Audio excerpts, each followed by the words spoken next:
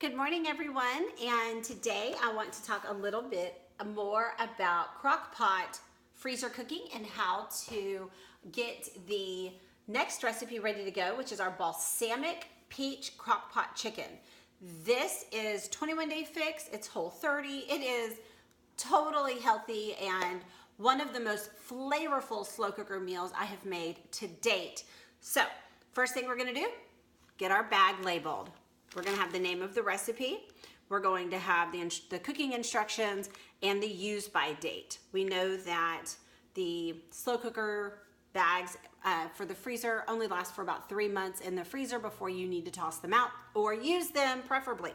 So make sure you have a date on there so you know that you're cooking the things that need to be cooked first versus letting them hide in the back of the freezer and forgetting that they're there. This is, once again, my baggie opener. I showed you before, I'll show you again. Get it off of Amazon. Don't have an affiliation with them whatsoever, but I highly encourage you, if you're going to be doing this portion of the freezer workshop, that you invest in one. It has helped me not only with prep cooking, but it also helps me with making my kids' lunches, which is why I have multiple of them, because I want to be able to like fill up 3 or 4 bags at a time with different stuff. But for these videos, I'm just showing you one at a time. So let's get started. We're going to take 10 chicken thighs, boneless, skinless chicken thighs, and throw them in the baggie. Now, sometimes I'll go in and I'll trim up the chicken thighs, but there's not always a ton of stuff that needs to be trimmed off of them.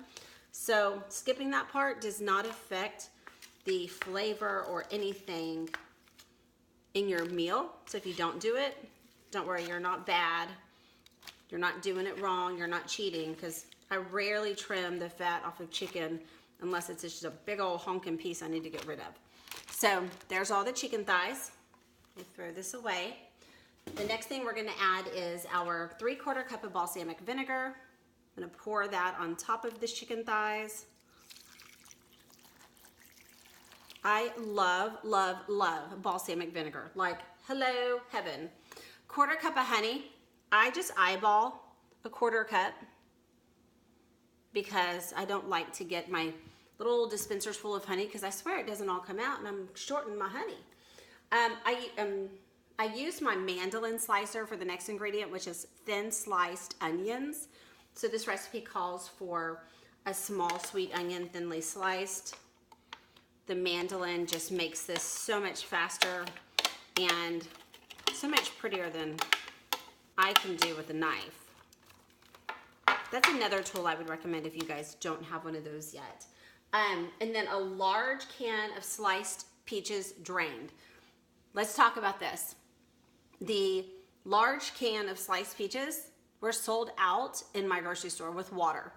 Do not purchase canned peaches in heavy syrup. You are adding more sugar than you can shake a stick at, and you just don't need it. So I have also made this recipe with a bag of frozen peaches, because there's nothing added to that. For this week though, I just grabbed a can of half peaches, you know, the jumbo can of peach halves, and water. Or in their natural juices. Do not do heavy syrup. I don't care what you're stuck with. Go to the freezer section if you have to. Just don't do the heavy syrup. So let's get these added in on top of the onions. And then we're gonna add a little bit of rosemary, sea salt, and pepper, and that'll be close up the rest of our ingredients. I do buy all of my seasonings at Costco, which is why they're all so big. But it's like you can get stuff. I grow rosemary in my backyard, so I typically grab some, but it's not a pretty day for me to go be snipping stuff today. So I'm just using my spices that I get at Costco. They are definitely the most cost-effective that you can find. So much less expensive than the traditional grocery store.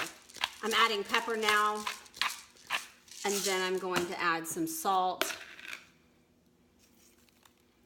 Add a little bit of more of the salt. Okay, and I just use the pink Himalayan salt in the bowl, which is why you see my hands in there. And then that's it. So now I'm going to take this off the baggie opener. And this is full. This is a big one. So let's get the air out as much as we can for the first step. And that's going to be to coat the chicken with all the goodness. Make sure you have a good seal. Now you're going to just shake it like we do with the other recipes. Let's get that chicken marinated, get the flavors moved around. I've said it before, I'll say it again. The longer these things sit in a freezer, the more flavorful they are. You do not have bland slow cooker meals when you prep it like this. I make one recipe called Sunday Stew. It's a Pioneer Woman recipe that I have made in bulk, and I have frozen in family size bags for servings. And that might be one of the best recipes. And that is what kind of triggered all this. I'm thinking, if that stew meat gets so full of flavor, wouldn't any cut of meat get that flavorful? And that's really what kind of triggered me to play with all of these. So it's pretty mixed up, pretty good right there. The peaches are coated in the spices, the onions are, the chicken is. And now we're going to squeeze it out.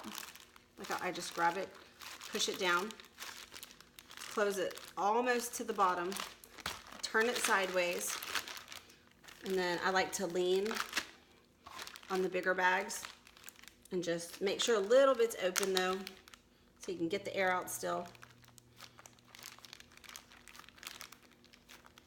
Close it up. That's it. There is a little bit of air left in there. You can try to get it all out. Sometimes it's just dang near impossible, but definitely try to get the most out that you can. I've said it before, I'll say it again. Air is the enemy. So that's pretty air sealed right there. And this beautiful bag of peaches, onions, balsamic vinegar, and chicken are ready to hit the freezer until I need this for a meal. Okay guys, look forward to seeing y'all next time. Bye.